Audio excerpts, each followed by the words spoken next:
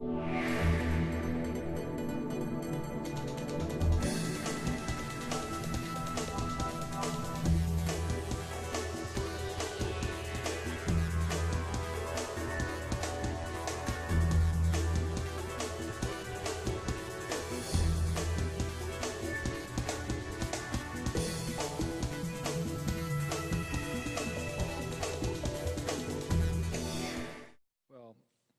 my wife and I have never been to Santa Barbara before, and it's really a dazzling place that you have here, and it's just tremendously kind of you all to invite us to visit. We're really grateful.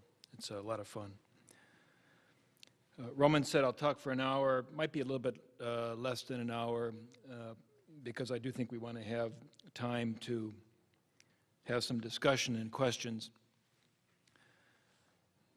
I'll talk to you. The title I gave to the talk, I think, is somewhat different than the title that's on the poster. My title for the talk is U.S. Foreign Policy After Iraq. The after might require a little explanation. I'm not implying, after does not imply that the Iraq War is now visible in our rearview mirror.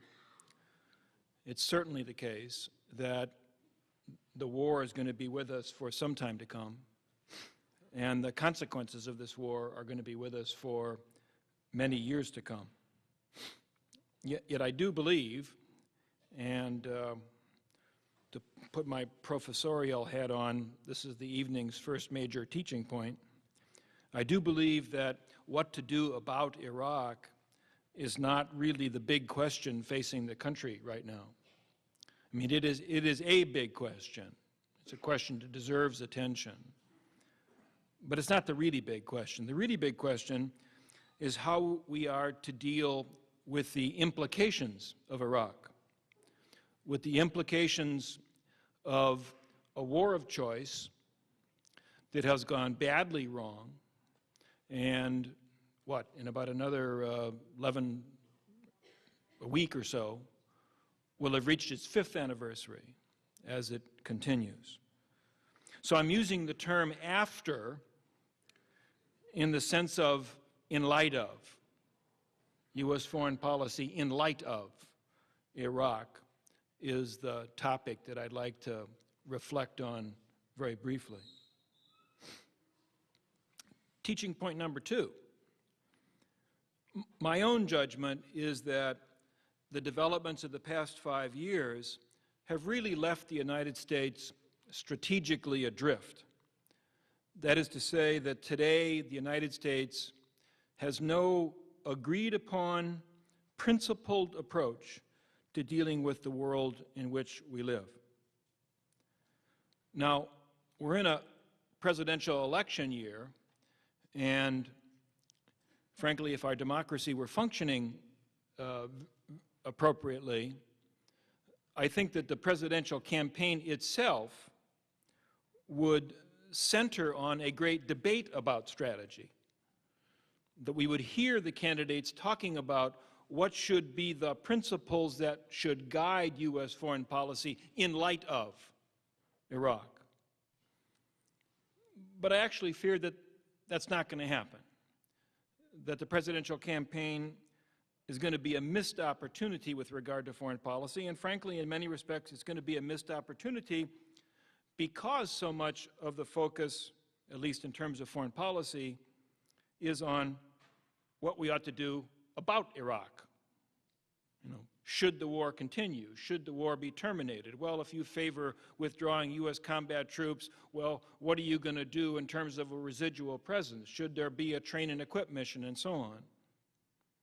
The campaign focuses obsessively on the war itself, the campaigns, and therefore it seems to me there's too little attention given to this larger question of, well, given that this war has not gone anything like what its architects expected or intended, then what does that mean for U.S. foreign policy more broadly as we go forward?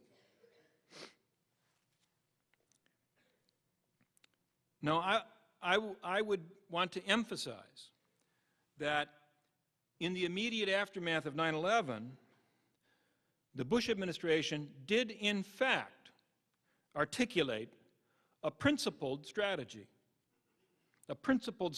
for what it called the global war on terror. The Bush administration articulated a strategy that possessed logic and possessed coherence. And this was the strategy of the freedom agenda. It was logical, it was coherent, it was also wildly unrealistic, and it has proven to be totally unworkable. The strategy of the freedom agenda rested on three assumptions. I'm going to tick off the assumptions that were the basis of the strategy, then I'm going to go on to explain why all of these assumptions have been proven to be false. The strategy of the freedom agenda rested on three assumptions. The first of those assumptions was that American power, and especially American military power, is irresistible. Now, I have to say that this notion of irresistible American power, President Bush, Richard Cheney, Donald Rumsfeld, they didn't invent that idea. That idea really had come to be the conventional wisdom in the aftermath of the Cold War.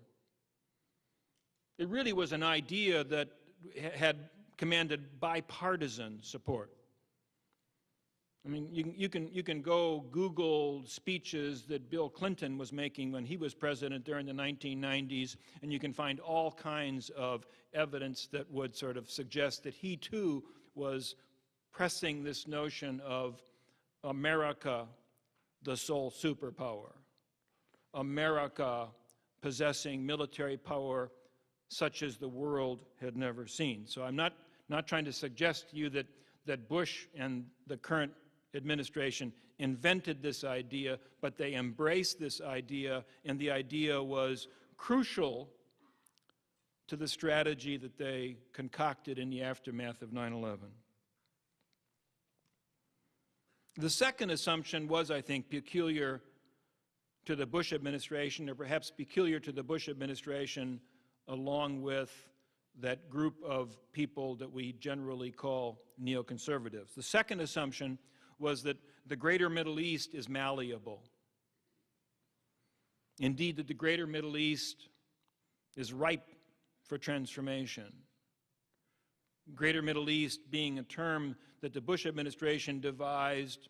It's a flexible term, but one that generally encompasses the region of the world stretching from North Africa, across the Middle East, into Central Asia, to Pakistan, to Indonesia, to the southern Philippines,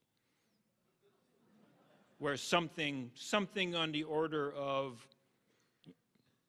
1.2 or 1.3 billion Muslims live.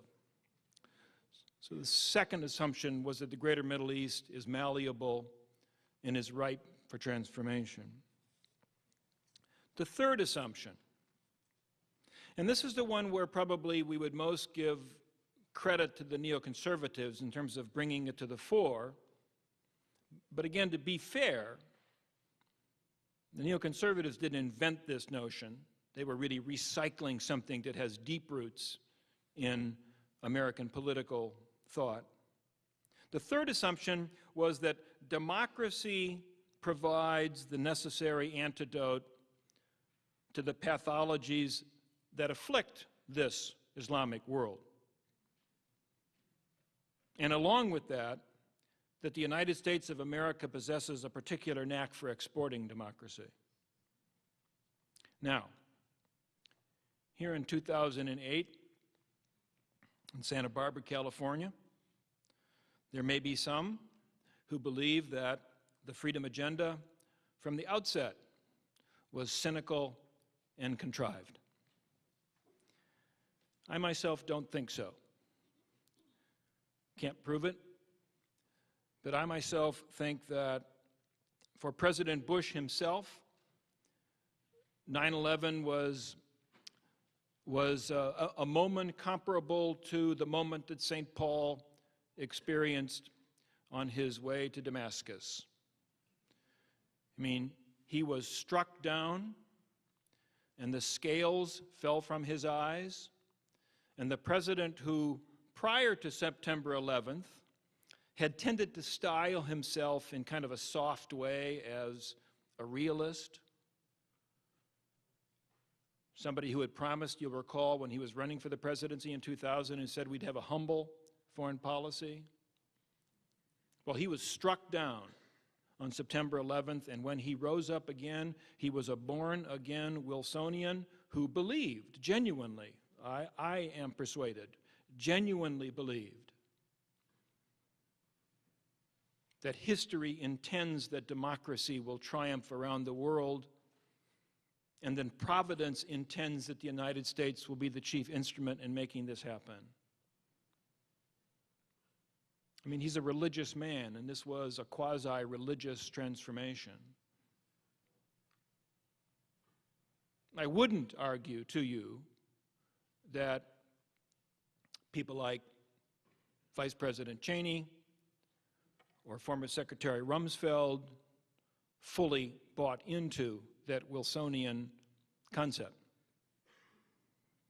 Rather, my take would be that individuals like that probably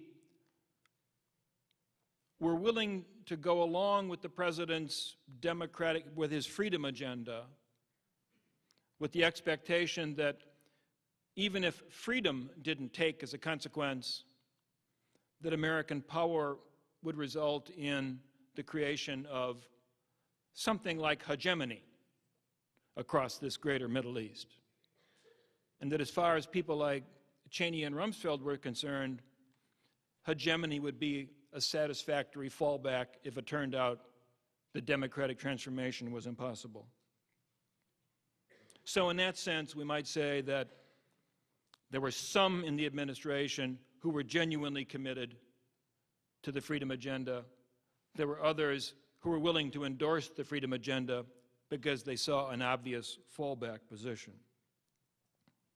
Regardless, more importantly, events over the past 5 years have clearly demolished all three of those assumptions that I laid out for you, and therefore we're left with a freedom agenda in tatters. And let me make the case, go back through the three assumptions again. Well, the first is, it turns out American power is far more limited, far too limited, required if the object of the exercise is either to liberate the greater Middle East, as Bush intended, or to pacify the greater Middle East, as Cheney and Rumsfeld intended. Most importantly, the form of power that we generally, I don't mean necessarily you or me, but we, the American people, certainly our political leaders, the type of power that we believed was really our strong suit, military power, has turned out to be far more limited than we anticipated. You know, going into Afghanistan in the end of 2001 and then going into Iraq in March of 2003, both of those operations initially displayed in a remarkable way the panoply of technologies and techniques that came briefly to be called shock and awe. I mean, this whole notion that U.S. military forces would be able to exploit, use, integrate the benefits of information technology in ways that would make armed force far more efficient and effective than the world had ever seen before. Going into Afghanistan and going into Iraq, shock and awe looked pretty good for a while. Unfortunately, what has long since become apparent, both in Afghanistan and in Iraq, is that this high-tech form of warfare really provides an inadequate response to people's war, or guerrilla war, or unconventional war, or whatever label you choose to put on it. Matter of fact, what we find is that these unconventional forms of war exhaust our capacity to employ force. Preventive war, the Bush Doctrine, preventive war, the chief means by which the Bush administration intended to advance the freedom agenda. Turns out that preventive war doesn't work. I mean, set aside, just for the sake of argument, any moral objection that you have to preventive war, and just think about it in pragmatic terms. For preventive war to be effective, you've got to be able to use force and achieve a very quick, unmistakable, economical knockout blow right away. Turns out that doesn't work. Hadn't worked in Iraq, hadn't worked in Afghanistan. Most troubling, I think, still talking about the limits on American power and especially American military power,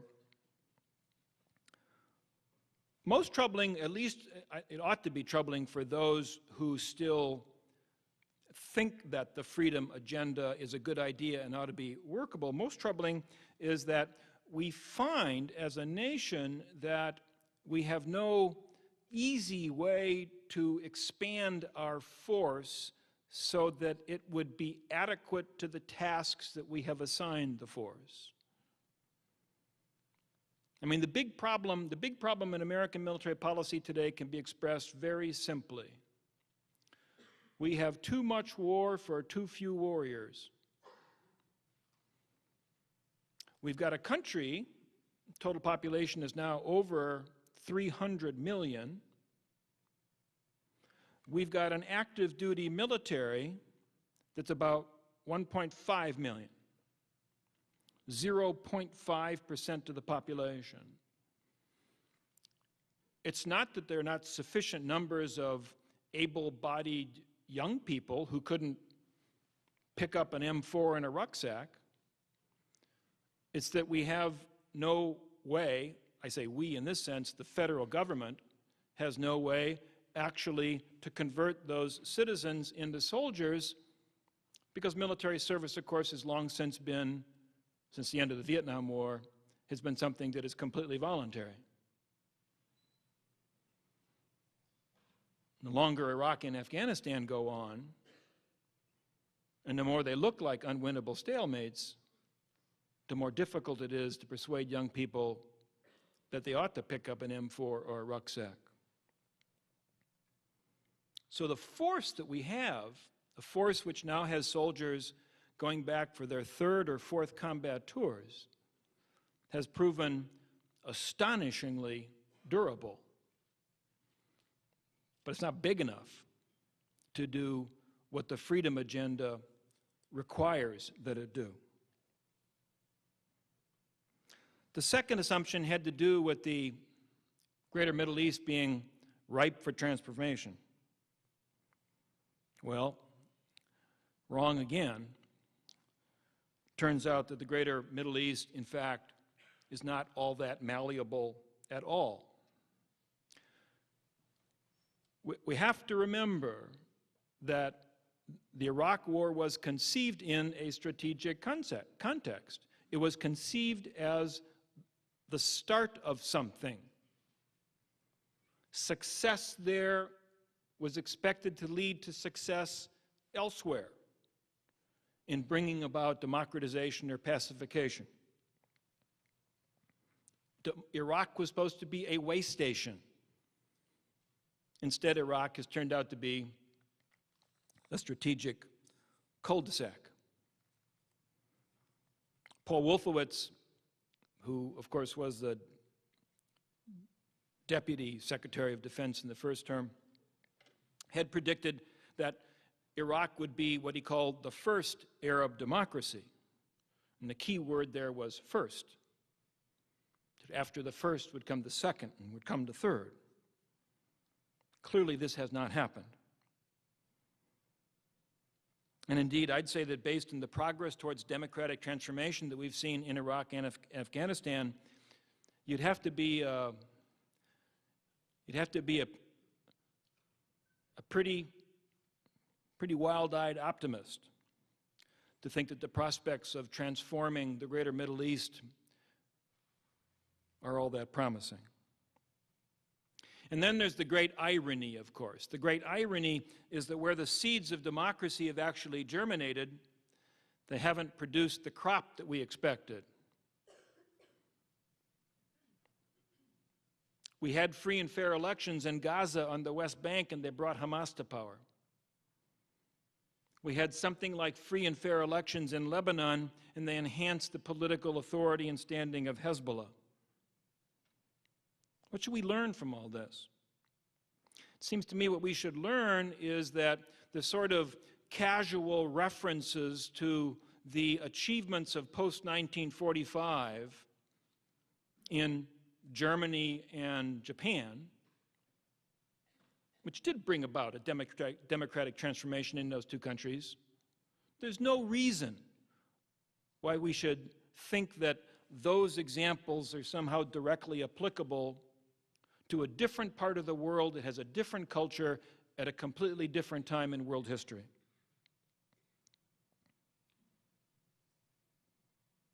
So my point of all this is to say that the United States finds itself in 2008, and the United States has no coherent strategy.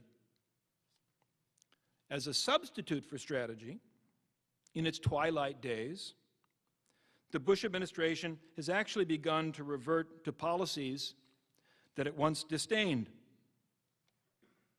The focus really is no longer on transforming the greater Middle East. The focus now is on preventing the greater Middle East from falling apart. And I'll give you 3 examples of what I mean. The first, although the Bush administration is not sort of keen to broadcast this from the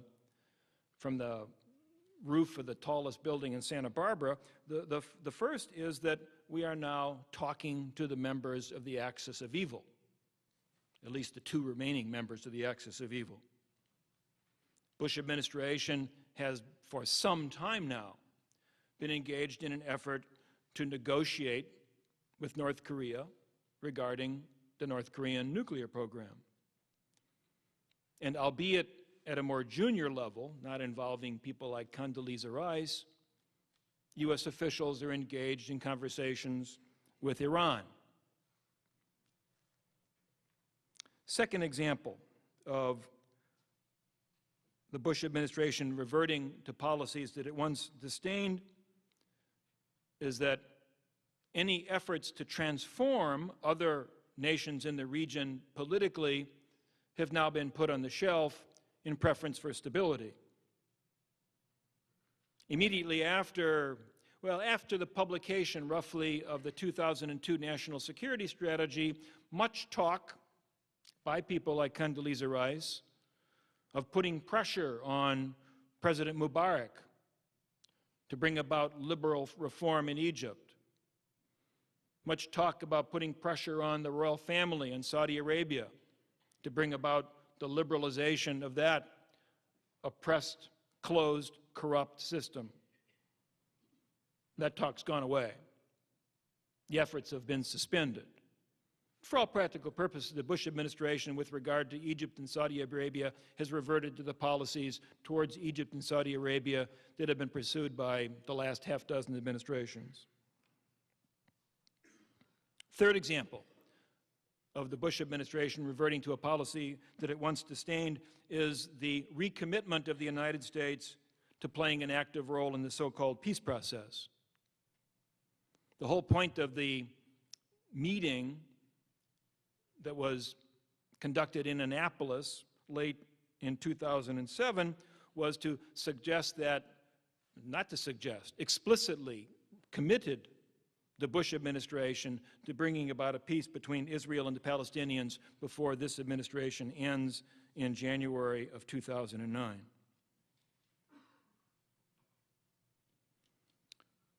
So regardless of who wins in November of 2008, what does all this suggest with regard to the situation that the new president will inherit? Well, it suggests several things. And the first and most important is that the new president will take office and will inherit a strategic vacuum, no strategy, and will also inherit a host of problems. The new president will inherit ongoing wars in Iraq and Afghanistan. And in neither place is it likely that we're going to have a favorable outcome anytime in the near future. There has been much talk of late about things turning around in Iraq. We're told that the surge is working. I think if you choose the right data points, you can convince yourself of that. It's certainly true that the level of violence in Baghdad has decreased over the past 6, 8 months. It's certainly true, and we should be grateful, very grateful, that the number of U.S. casualties has declined. But I think what's gotten insufficient attention is exactly why have these positive trends occurred. And my guess is that the most important reason why these positive trends have occurred is because we're now paying off Sunni insurgents in order to set down their arms.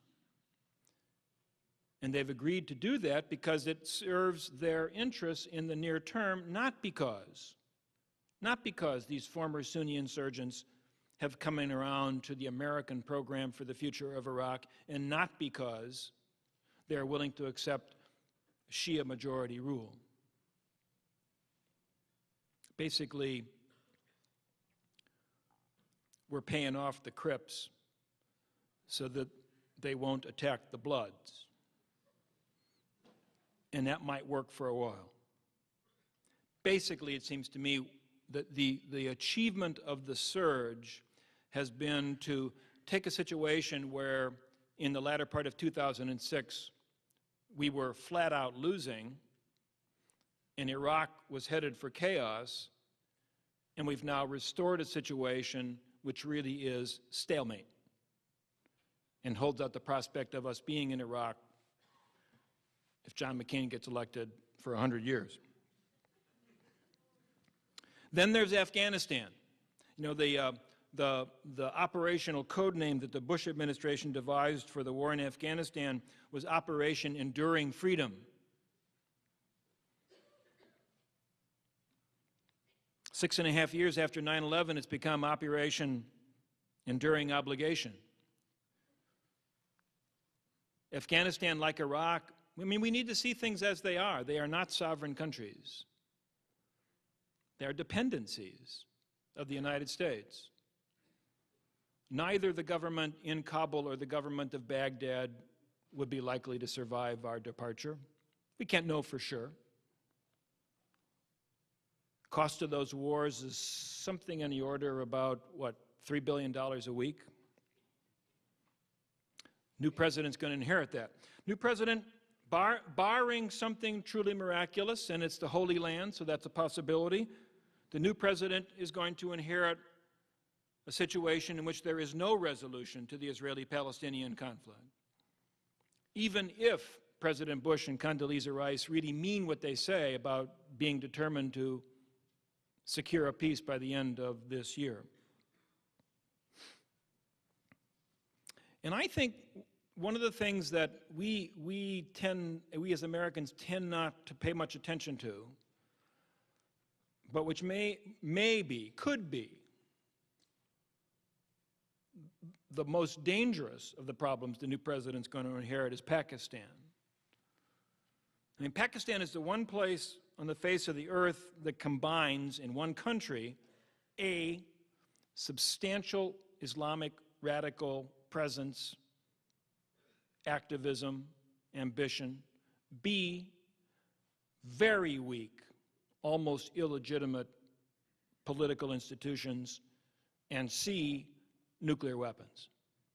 And Pakistan is a very, very dangerous place from our point of view. In addition to all these problems, no strategy, lots of problems, the new president is also going to inherit a host of constraints that we should be wary of or we're mindful of. The first of those constraints takes me back to the military. Ground forces are badly overstretched. And it seems quite unlikely that the U.S. Army and the U.S. military could repeat the surge even if the next commander-in-chief wanted to repeat the surge. The new commander-in-chief may also inherit some kind of an Iraq syndrome, more or less a counterpart to the Vietnam syndrome that existed for a decade or a decade and a half after the Vietnam War, meaning that there'll be a real aversion in the public that will be reflected in an aversion within the Congress to any further use of force. Now, one could argue that might be a good thing,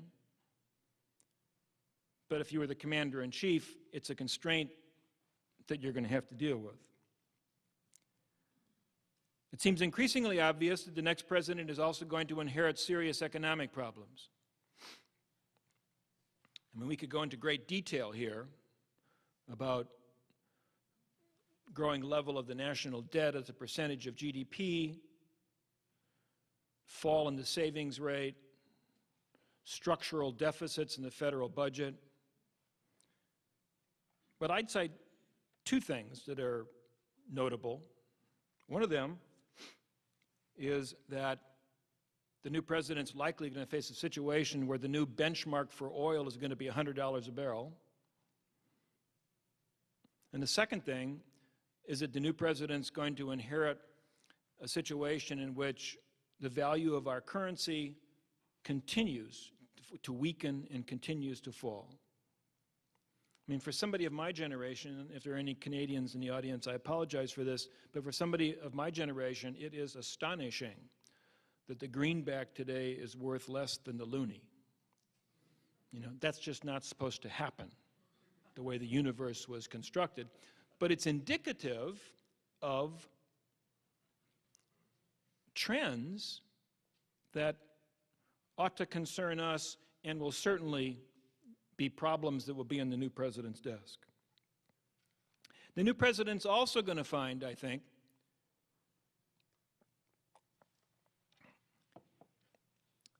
that those to whom we formerly looked for assistance in trying to achieve our national security objectives aren't ready to answer the call any longer. Again, at least if you're in my generation, you tended to think that the acronym NATO, North Atlantic Treaty Organization, signifies a militarily potent and cohesive alliance. Well, it did 20 or so years ago, and it doesn't today. And if you've been following some of the debate, the transatlantic debate about Afghanistan, you'll have noticed the way that Secretary of Defense Gates has been trying to put some pressure on our European allies to send more troops to Afghanistan, and also to remove the restrictions on the troops that they already have in Afghanistan so they could function more effectively. And basically, he's gotten stiffed. I mean, he's gotten stiffed, I think, for two reasons. Number one, they really don't have the troops. They don't have trained and equipped and deployable forces in substantial numbers. And secondly, the publics in places like Germany don't have the stomach for this, don't want to participate. So to the extent that we think that the remedy to our problems is to be found in the employment of military power, increasingly it's going to have to be our military power that we rely on, and increasingly, of course, we find that our military power is not sufficient. New president's going to have to deal with that. Now, given all that, given the fact that the old strategy has fallen apart, given the fact that there's lots of problems, given the fact that there's lots of constraints, will it be possible for the next president to develop a coherent strategy to replace the failed strategy of the freedom agenda? And the answer, of course, is yes, there has to be. It has to be possible. Well, what might that strategy look like? There's two ways to answer this question. I'm going to give you an answer that fits in one context, but I want to acknowledge that there's a completely different context. The answer to the question, what principles should inform U.S. strategy, could be addressed given the assumption that the threat posed by violent Islamic radicalism really will define the 21st century, and that therefore dealing with that problem, addressing that problem, ought to shape the way we think about the way we relate to the world. But it's possible to say, to argue, to answer the question, what should be the principles informing our strategy, by saying, the threat posed by violent Islamic radicalism is real, but it's not existential. It's not going to be the force which shapes the 21st century. There are actually other concerns, threats to our well-being, which are actually more important and should take a priority above dealing with the threat posed by violent Islamic radicalism. If you go down that path, you come up with a strategy that is radically different from the strategy you come up with if you go down the path that assumes that Islamic radicalism is the most dangerous concern that we have to address. So you can address this thing two ways. I'm going to propose to you what I think would be the outline of a strategy if you assume that the threat posed by violent Islamic radicalism is the most important thing we have to deal with in the century in which we have now embarked. I'd say that a strategy relative to the global war on terror could be based on 5 principles. 3 of these principles are general, 2 principles are fairly specific. I'll give you these and then we'll wrap up and then we can have questions and discussion. First principle.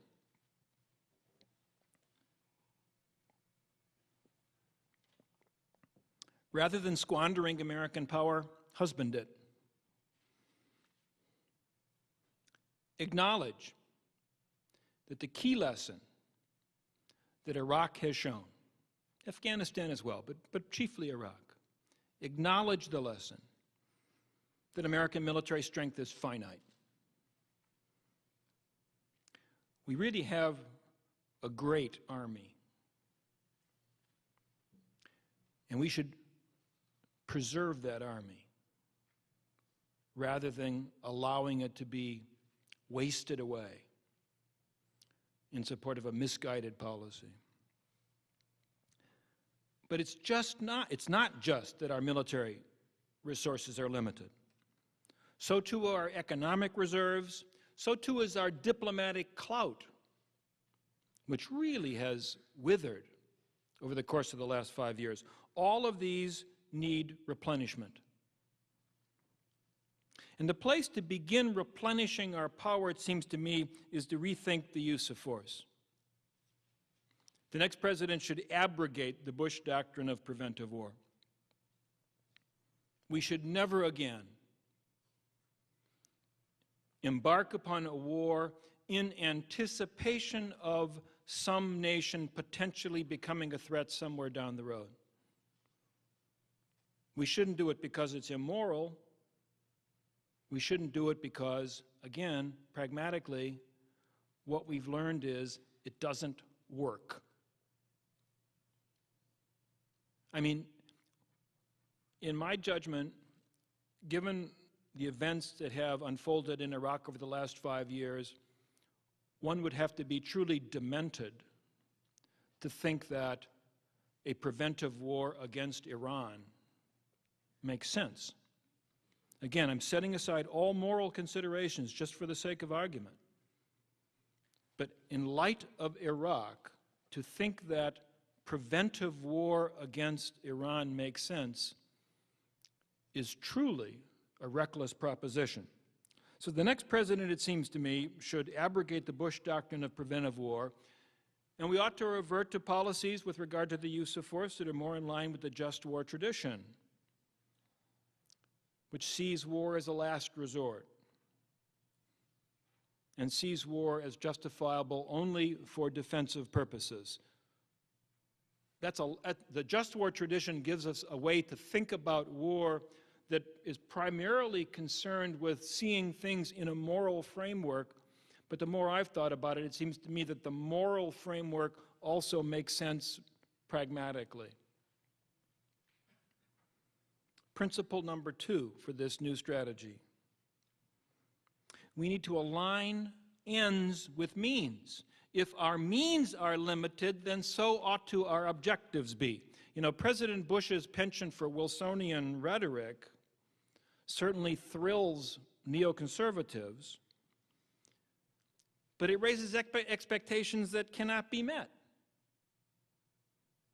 We can't transform the greater Middle East. And we should commit ourselves to and promise to achieve only those things which can be achieved. Principle number 3 of this strategy. Not general, more specific. We need to let Islam be Islam. We don't possess the capacity to liberate 1.4 billion Muslims, and we don't possess the wisdom to liberate 1.4 billion Muslims who just might entertain their own ideas about what freedom actually means. My next statement is based on absolutely zero empirical knowledge, but I believe it to be true. I believe that much as over the course of some centuries, difficult centuries, Christianity found ways to accommodate itself to modernity, so too Islam will find some way to accommodate itself to modernity. The only thing is, Muslims are going to have to figure out that solution on their own. And quite frankly, if you think about it, back in our Western tradition, back at the time of the Reformation, when Catholics and Protestants began clawing at each other and trying to resolve their differences, I think people in the West, Europe, would have found it rather odd if leaders from the Muslim world would have presumed to instruct Christians as to how to resolve their differences, how to update Christianity. It would be equally presumptuous, it seems to me, of us to try to instruct Muslims as to how they're going to make their own accommodation with modernity. It's their problem, it's their business. Let Islam be Islam, rather than presuming that we can impose some set of ideas or values on Muslims. Fourth principle, related directly to the third. I also suspect that this process of accommodating, of negotiating that accommodation to modernity is going to produce unwelcome fallout, unwelcome from our point of view. It already has. As Muslims try to figure out where Islam fits in the modern world, it's going to produce anger, it's going to produce alienation, it's going to produce scapegoating, it's going to produce, it has produced violence. Some of it's going to target us. Now, as a historian, we could have long, interesting arguments about who should be blamed. How do we distribute the blame for the complicated relations between the Islamic world and the West? It's an interesting argument. I'm not sure it's one that has any particular policy relevance. The policy issue is that in collaboration with our allies, the United States needs to find ways to insulate itself from Islamic radicalism, to insulate itself from the violence that is being exported. And that's why the fourth principle is we need to reinvent containment. The imperative is not to wage a global war against terror or to wage a global war against violent Islamic radicals. The imperative is to erect effective defenses so that violent Islamic radicals cannot hurt us. That's what we did, that's what the West did during the Cold War, when we perceived the threat to be international communism. What we need to do is to rethink containment and find new ways to apply that idea to a threat that is quite different. So when I say reinvent containment, I'm not trying to suggest, well, then we need to have a new NATO that sees its target not as the Kremlin, but sees its target as Tehran. No, we don't need a new NATO. We need to think our way through how to protect ourselves, how to restrain any expansionist impulse coming out of the Islamic world, and to ensure that we can continue to try to live safely and securely. Fifth principle, we need to exemplify the ideals that we profess. It seems to me, maybe this strays beyond national security strategy, I suppose it does, but it seems to me that we really are at the point where rather than telling others how to live, which has been our specialty since the end of the Cold War, we really should devote ourselves to repairing our own institutions, which are badly in disrepair. Above all, it seems to me, we need to begin to try to repair our democratic institutions, which have come to be deeply enfeebled. And in some respects, even the ongoing political campaign that we've seen this year exemplifies that. So those 5 principles, it seems to me, rather than squandering American power, husband it, align ends with means, let Islam be Islam, reinvent containment, exemplify the ideals we profess, could potentially, arguably, provide the basis for devising a principled approach to strategy to replace the freedom agenda. My real point of sort of going through that litany is not to say that this is the right answer, that I've got the right answer, but rather to suggest that these are the sorts of arguments that we ought to insist that we get from our candidates. Don't tell me how many brigades a month you're going to pull out of Iraq, but tell me how you're going to devise a principled approach to the world in light of everything that has happened to Iraq. That's what we're not hearing enough of, I think. So with that, I think that I will stop, and we're just shy of an hour, and I look forward to any questions or comments that any of you may have. And again, on behalf of my wife and myself, we're very grateful for the opportunity to come here. Thank you.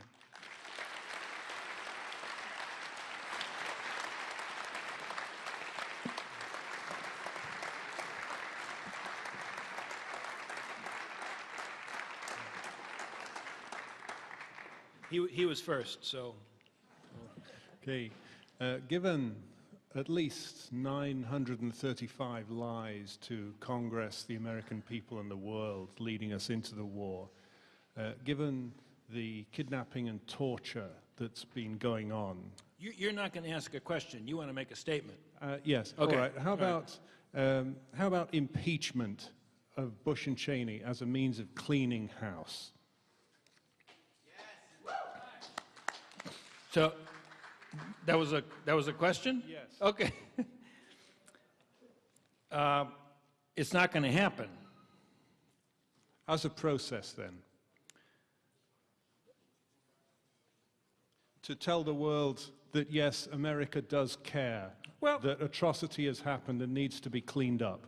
I think that it's possible that the election itself could, see how it turns out, deliver the message that you, and probably I as well, would like to see delivered, but I just don't see impeachment at this stage of the game as something that is politically plausible. And so, I mean, I respect you or anybody else who wants that to be your cause. I just don't think it's going to happen.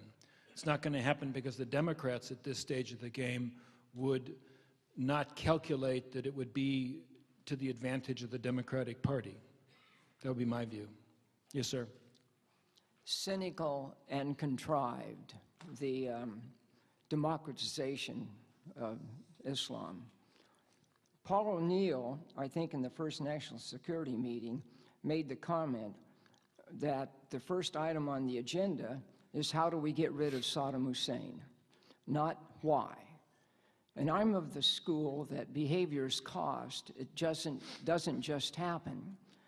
So the Democratic agenda, it seemed to me, was a fallback position, that he first tried to get traction with the idea of getting rid of a dictator, a man who gassed Kurds and invaded Kuwait, etc. Finding that there was no traction there, who could be against democratizing the world?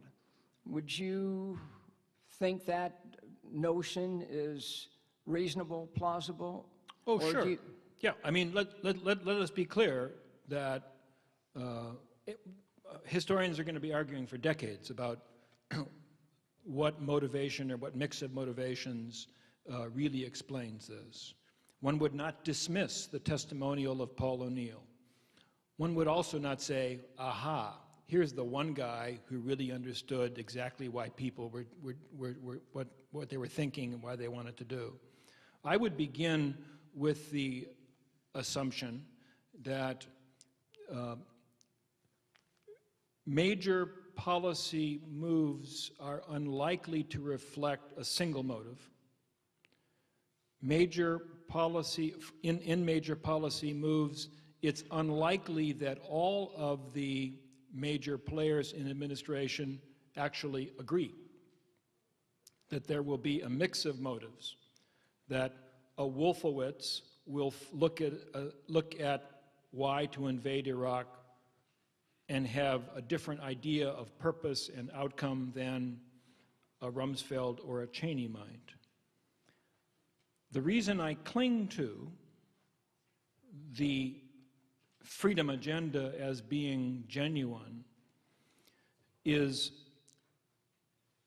I think all of these people, not all of them, not the president, but Cheney, Rumsfeld, Bush, Powell, even as a dissenter, Rice, did see wanted to frame their response to 9/11 in grand strategic terms. They wanted to achieve any number of things. But above all, I think what they wanted to achieve was preventing another 9/11 or something worse than 9/11, and also trying to ensure that the region of the world which was crucially important to the developed economies of the world because of the presence of oil and natural gas, they wanted to ensure that that was stable and to ensure that the West had access to it. Those are the two things. We don't want another 9/11, we want oil. And I mean we want oil because the president came from Texas and he was in the business of trying to funnel profits to oil companies, but because this economy functions on access to cheap, available energy. That's what they wanted to do. And the freedom agenda was the way to do that. To use American power to bring about change to bring about either democratization so that they wouldn't, quote unquote, hate us any longer, or to bring about pacification, meaning dominance and control, so that even if they hated us, they'd have a more difficult time getting at us. That was the grand strategic vision. Now, is it possible to argue that some in the administration viewed Saddam as unfinished business? You know, damn it, we should have got him back in '91, and we've been itching to get to do. I dare say that that was part of it. Is it possible that the president himself, as I think he suggested at one point, wanted to get Saddam Hussein because of the attempted assassination of the elder President Bush in 1993? Sure, may have been a factor. But it seems to me, which I can't prove, that the most likely dominant purpose was to try to bring about this change in the region so that 9/11 wouldn't happen again, and so that we would be able to continue to tap oil in order to fuel our economy. Can't prove it, you know.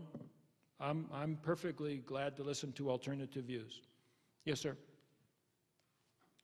Yes, sir. Yes, thank you so much, Professor, for your clear sort of setting forth of principles to think about beyond the immediate situation that we're in today. I think that part of the shortcomings in terms of public discourse these days is just to think about the immediate issues and rather than try to think down the line in the long term. So I really appreciate the systematic way in which you've attempted to I feel a butt coming. No. But yes. You raised the issue of modernity and Islam, and I thought I wanted to problematize that a little bit in terms of how modern is the United States if we are so weak in terms of developing a knowledge power as opposed to a military power. That is, a facility to use languages that are used in other countries and really promote that within our own country rather than trying to move to develop the latest weapons system to create that, you know, a defense against any potential threats. If you look at China or India, you know, almost any of the other major countries in the world, the people with knowledge there are developing a capacity to understand and communicate in languages that are not their own native language. And I think there's a real shortcoming in our own culture, but I'd like to hear your response. I would agree with you entirely. I mean, you're looking at the classic example of the problem. I mean, when I was a military officer, I lived for 7 years in Germany. I speak minimal German. I counted on them to speak English, and they did, and I was too lazy to learn German. It's a crime. So you're exactly right. We need to do better on that. How do we do that? I'm going to tell all the young people to get serious about learning a second language. My sense is actually that there's a greater awareness of that among the young people that I teach. I think at BU, I think at other places, there's increasing emphasis on the need to do just that.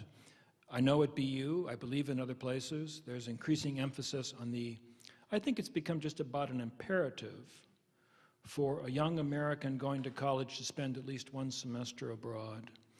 I think at BU we're trying to suggest to people that it may be a lot of fun to go to London or Sydney. It actually may make more sense to go to some place where culturally you're obliged to go outside your comfort zone. So I think you have correctly, in my judgment, you have correctly identified a problem. I would like to say that we're on our way to solving that problem. We're not, but I think there's a recognition of the problem that you describe and at least the beginnings of some effort to do that. You know, it's remarkable. See, I mean, I myself, we are a remarkably parochial people. Whenever we live on the East Coast, think about this every time I fly across the country. You know, we were talking about that on the plane. We can fly to London faster than we can fly to the West Coast.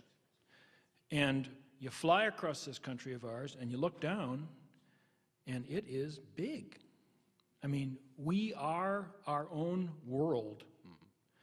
And it becomes quite easy to simply accept that this world that we inhabit is the world. I don't know how you overcome that, because I think that's almost hardwired into the American psyche. But I think your comment is a good one.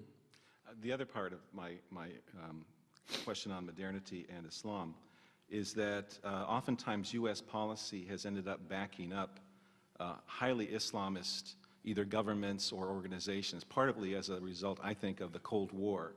So we have the incident in Iran where they actually had a democratically elected government in 1953, which we overthrew, and then that was replaced with a monarchy, which then led to the Iranian Revolution that we have now. Yeah, you're oversimplifying a little bit, but yeah. Yeah, and the same thing with the Mujahideen in Afghanistan, which gave birth to the Taliban. So again, a sort of considering modernity and Islam, we can see that there are efforts made in the Muslim world that have arisen, partly inspired by the West, to move forward with democratization and things like that. But again, nothing I suggested was either trying to whitewash the errors we've made in the past. I think very much what I was trying to suggest is that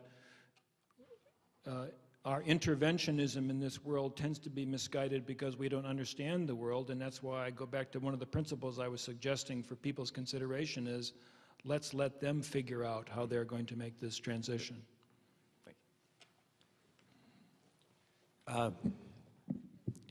Thank you. It's very painful to be at this microphone because 2 weeks ago we were talking about Gaza and trying to prevent violence, and we failed, and there's been just horrible events in Jerusalem. I don't think there's anyone who's not grieved by what's been going on. The only way we're going to have peace for our children and our grandchildren is if we all become highly educated. I'm going to invite your comments on two areas. One is we need to understand Islam. It's not that much different than Christianity and Judaism. It's the God of Abraham, peace be upon him. And, you know, they're not that different. So let's start using this kind of general term, Islam. It's just, you know, Islam's very diverse. There's 1 billion people, and they're all different. And let's identify the ones that we can work with in a peaceful world, okay? So I resent the use by, I question the use by the previous speaker of this term Islamicist as though it means maniacal mania. Let's get serious and be smart. But what you've already kind of expressed on that topic, so I'd like to invite you, really, this is a very nice town, a lot of really smart, good people here. And we all want the same things. We want peace, and so we're not going to have peace if we don't learn how to dialogue on a peaceful solution to the problem in Israel, Palestine. Now, there's a lot of good people who are Israelis who are getting outmaneuvered by very extreme settler factions who are grabbing territory and sinking foundations on land that was supposed to go to the Palestinians. What do you think we ought to do? Well, I was going to invite the Baceivch opinion. Personally, what I think we ought to do is we ought to pressure Israel to recognize the civil authority in Gaza and sit down at the table. How would you do that? I would tell Olmert, we're going to cut your funding 10% this year and 10% next year if you don't negotiate. What do you think he'd say? You know, there's people in Israel who are trying to push forward sanity and rationalism. What do you think he'd say? Originally, in the beginning, there'll be a lot of resistance from Olmert. But I think that eventually that there more moderate people in Israel will realize, hey, you know, we can't say, 3 for us and 1 for you and crowd these poor people in Gaza indefinitely and cut their power. Come on, you kind of have a little compassion. Judaism is a compassionate religion. There are people in Israel who want peace. My turn. Yes, please. Okay, thanks. It would be I absolutely share the view that if anybody could find a solution to the Israeli-Palestinian problem, it would be an enormously useful advance. And I mean that in particular, I think, looking at things from the point of view of U.S. self-interest. It's really a debilitating problem where I disagree with you. And this is what makes it, frankly, if all we had to do was to threaten to cut their aid by 10%, it would have been done long ago and we'd had this thing fixed. Now, my sense is that I'm an American Catholic. I'm not an Israeli Jew. but my reading of the history of Israel is that among its core beliefs is that we must count on ourselves to defend ourselves, because the history of Judaism is that at the end they will abandon us, they will betray us. And quite frankly, if we called them up tomorrow and we said, unless you do what we're telling you to do, we're going to start cutting off aid, their response to me, at least subconsciously, would be, right, this is what always happens. This is what always happens to the Jews. And they would reject that. And they will fight for their land, and they will defend it to the end. And we must keep in mind that they've got something on the order of 200 nuclear weapons. And that fact alone ought to cause us to be somewhat cautious about making threats or trying to coerce them to doing things that are not in their interests. Now, ultimately, it is in their interests to find an end to this terrible problem, but it's not clear to me that it's quite as simple as some people would want it to be. Again, if it were, it would have been fixed long ago. Yes, sir. I'd like to get a little bit more specific and see how you feel we might react to another 9/11 type of incident without violating the principles that you have laid down. Can you describe the scenario that you have in mind? Well, there's so many. They're horrible to conceive. Release of nuclear materials into a major city, the spread of disease, and so on. But something that we can clearly trace back to, for example, Al-Qaeda. Okay. How can we react to that? The strategy of containment, in my mind, does not necessarily imply a completely passive response. Erecting effective defenses chiefly means intensifying our intelligence collection efforts and adding additional resources to police efforts, improving border controls, denying Al-Qaeda access to financial resources. It ought to include an effective energy policy, although that seems so unlikely. But it would also include, from time to time, as necessary, military action against specific terrorist targets.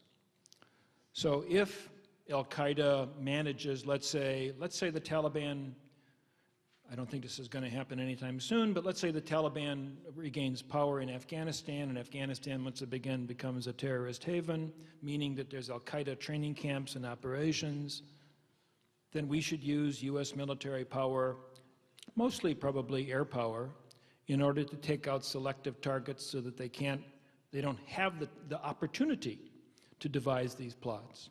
And if there is a plot, and if God forbid the plot is successful, then we should go get the people who were the plotters. I mean, one of the really obscene things about the circumstance in which we find ourselves is that all these years after 9/11, Osama bin Laden is still at large. That's utterly and completely unacceptable. So when I say containment, I don't mean we just sit in our hands. And it does seem to me that where there are people who are in fact engaged in activities that threaten us, then self-defense includes the ability to take them out. I distinguish that case from the case of Iraq, where Saddam Hussein did not have any ability to threaten our security. Is that okay for an answer? I'd like to ask you a question of strategic versus moral values. And I'd like to preface this with the following. You're a historian, and you know much better than I, but from where I stand, peace in the world has only been achieved in a few ways. One is overwhelming fear of retaliation, as in the Cold War. The other is in overwhelming annihilation of your enemy, as in World War II. The third is in separation and isolation, which to some extent we see in the former Czechoslovakia, breaking up of a country into individual fiefdoms. And to some extent we see that possibly happening in Iraq with the Kurds, the Shiites, and the Sunnis. But the question I really have for you is that the world is quite different than it was back when Neville Chamberlain wanted to have peace in his time by appeasement, and the consequences of that, of course, were quite horrific in the ignorance of what happened in the Soviet Union, of the murder of tens of millions of people by Stalin. We were ignorant, yet it happened. The problem is we're not very ignorant anymore. We have knowledge, which perhaps we'd rather not have. We see what happens in Darfur. And for us to say, let them do as they will, it's their problem, not ours, actually I think is very difficult for many people because there is a moral, not just a strategic question. And I'd like to get your feelings on that, because inaction, which I realize you're not suggesting, but inaction will lead to that. It will lead to mass murder and genocide. And so how do you address those in the context of wanting to disengage to some extent? Well, I would not agree with you in describing containment as disengagement. I don't think that the containment policy that was applied in the Cold War in any sense implied disengagement. Containment determined the terms of engagement. But to get to your question, it seems to me that there are some types of behavior that morally are simply unacceptable, that to accept them causes us to, we find ourselves living in a world that just becomes an abomination. The inaction of the Clinton administration at the time of the Rwanda genocide would fit in that classification of episodes. We ought to have acted, we did not. I'm not sure that I see as many of those episodes as perhaps you do. Whether or not Darfur qualifies as an episode that we should act, I think the case can be made either way. I personally could be persuaded either way. But I guess the thing I would emphasize is that even in those circumstances, it seems to me that we ought to understand the limits of what we are able to do. Had we intervened in Rwanda, I don't think that we would have brought peace in any particular sense. We could have stopped the killing. Perhaps, not perhaps, definitely, we ought to have stopped the killing. But apart from stopping killing, it's not clear to me exactly what kind of political purposes we can achieve. There it seems to me that one could take the Somalia case as instructive. I would say that of all the U.S. military interventions since the end of the Cold War, and they are numerous at this point, Somalia in late 1991, when it was ordered by the elder President Bush, was the only one where I think you could make the argument that the U.S. acted for humanitarian reasons as opposed to some kind of strategic or political calculus. And we need to remember what happened. The purpose of the mission in going into Somalia was to try to create conditions so that international relief agencies could provide relief to starving Somalis. And we did that. And then the Clinton administration came in, and I think chiefly responding to the concerns of Madeleine Albright, at that time the UN ambassador, Albright said, well, now that we've stopped people from starving, if we simply withdraw, then the conditions that were producing starvation will be restored. So what we need to do is we need to put in place some new political order so that this failed state, Somalia, won't be a failed state. That there'll be some kind of governance, provide order, so that people can have a decent way of life. I think morally that's an admirable line of reasoning. But the result of doing it, of course, was to trigger a war. Triggered a war against the Somali warlords, particularly Muhammad Farah Aidid, who were content to have the Americans and the UN come in so long as all the Americans were going to do was to pass out food, but were adamantly opposed to the notion that the Americans or the UN would determine the future of Somalia. So we ended up with a war. The war went very badly. Lost 18 Rangers. U.S. was humiliated. One of the results of that humiliation was to persuade Osama bin Laden that the Americans were paper tigers. I don't say any of that to somehow indict Albright or indict Clinton, but simply to say that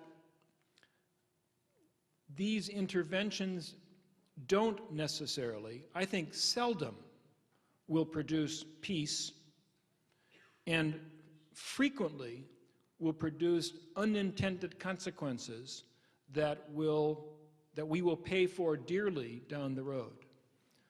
So that leads me to be one who is not somebody adamantly opposed to any intervention, but cautious about intervention. My brother landed in C-130 there, and I really wish you would study peace, sir. I just think it's way too involved in this war with Saudi. My brother was a combat veteran, okay? They drag Americans through the streets, and my brother put his life on the line. And I don't like what you're saying. Next question. Two more questions. Assuming that Islamic fundamentalism isn't the greatest threat that is facing us in the next 100 years, what would be the fundamental strategies that the next president should be considering? Because you posited two theories. Right. One of my favorite writers was Reinhold Niebuhr, the Protestant theologian, public intellectual, wrote mostly back in the 40s, 50s, and 60s. And I can't remember in which of his books, I think it's Irony of American History, but he says at one point that what he says the art of statesmanship. Niebuhr was a realist. I'm a realist, meaning we don't really believe in peace. I mean, we hope for peace. We don't expect peace. And Niebuhr and realists would say, we need to accept the fact. It's just the way it is. Don't have to like it. Nations act in pursuit of self-interest. Nations cannot be self-sacrificing. Nations cannot be altruistic. I mean, they can do altruistic things on the margins, but the essence of international politics is a competition for power. That's just the way it is. That's what Niebuhr believes. That's also what I believe. And so Niebuhr, this realist, said that the art of statesmanship is to identify points of concurrence. That was his phrase. Points of concurrence between the self-interest and the larger interest. In other words, the idea is not for the president to get up in the morning and say, what good things can I do for the world today? No, he or she should get up in the morning and say, what are the things that I need to do for the United States today that also happen to correspond to what others want to do? And at that point of concurrence lies opportunity to actually get things done. So the second approach to strategy says, if violent Islamic radicalism, which I do believe is real, but if it's not an existential threat that should determine our policies, what might some of those points of concurrence be? Things that, as we look into the 21st century, really ought to scare us. And I think without a lot of difficulty, we can think of at least two things. I can think of at least two things. And one of them is nuclear weapons. Now, as a realist, I could make an argument that you may or may not buy that nuclear weapons were politically purposeful during the Cold War as instruments, as a part of a strategy of deterrence, as part of this strategy of containment. But as a realist, in 2008, I would say that nuclear weapons have no practical utility and are utterly unnecessary even to deter the use of nuclear weapons. Now, first of all, the gentleman who has this, the nightmare scenario, if the terrorists get nuclear weapons, God forbid, our nuclear weapons are not going to deter them. There are states that have nuclear weapons. We probably do want to have the ability to deter them. We don't need nuclear weapons to do that. Advances in conventional weapons, which are actually useful, and therefore, or I should say usable, and therefore can be more credible, actually probably can provide all the deterrence we need. So we're signatories of the Nuclear Non-Proliferation Treaty, which pledges nuclear states to work for universal nuclear disarmament. We've always ignored that. So have the other nuclear states. I mean, so have the Brits, so have the French, so have the Chinese, right? I think we have a profound interest, self-interest, in working toward the abolition of nuclear weapons. That the world will be better for us. But oh, by the way, arguably, it'll be better for everybody else too. That doesn't mean that the president should issue another proclamation. It means we should unilaterally disarm. U.S. nuclear arsenal today is much smaller than it was during the Cold War, but it's still somewhere above 5,000 warheads. What if the president tomorrow said, over the next 5 years, we're going to reduce that to 200 warheads, unilaterally? We don't care. That's what we're going to do. And then use that as leverage, both to try to oblige others to follow suit, and also to try to raise as high as possible the taboo against using nuclear weapons that has existed ever since we dropped the bomb on Nagasaki. So I think that could be a point of concurrence and could be a useful pillar to begin to base a strategy on. And the second thing I think is equally obvious, and that's climate change. Now, there's still some people who question whether climate change is real. I'm not a scientist, but I mean, it seems to me that there now is a pretty strong scientific consensus that it is real, that it's caused by human activity, it's promoted by greenhouse gases. And so to save our way of life, we're going to have to begin to change our way of life. And that we could take the leadership on this. And again, there'd be a point of concurrence with others. So things like that, that doesn't mean you ignore other more conventional security considerations. It doesn't mean you pretend there's no terrorist threat. But it means that in terms of the way you prioritize things, that these other things kind of become the organizing principle. And in that sense, what we call the global war on terror, which shouldn't be a war at all, becomes perhaps a second-order priority. Now, nobody making that argument is going to get elected president, because we the American people have generally bought into the notion that the terrorist threat is an existential one, the global war on terror is the best way to think about our policies, and it's going to go on forever. Last question. Speaking of getting elected president, this is a leading question since I know your answer, but I wonder if you would share with us Which of the three candidates you think is most likely to adopt your realist agenda, and which one would be most likely to appoint you Secretary of State or Chairman of the Joint Chiefs of Staff? Well, I don't think any of them will, but we were talking about this earlier, and I'm not only, this will probably horrify people in Santa Barbara, I'm not only a realist, but I'm also, I view myself as a conservative. And I think that there is a strong conservative case to be made for voting for Obama. And the case is not to say that Obama is like a closeted conservative. He's a liberal Democrat. The conservative case for voting for Obama is as follows. Obama is the anti-war candidate.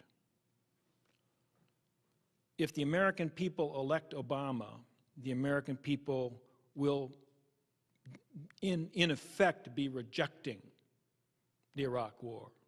We'll be declaring the Iraq War a failure, misguided notion. We don't want to do that again. And that, it seems to me, will perhaps open a little bit of space for a real debate about U.S. foreign policy. And it's a space in which people of my persuasion will stand up and say, oh, realism, you know, modesty, let Islam be Islam. Whether those ideas will have any chance of persuading anybody would remain to be seen. There will be other people who will be standing up. There will be people who are saying, you know, we should work for world peace and this is the way we should do it. My point is, I think with an Obama presidency, there might be a chance for a genuine foreign policy debate.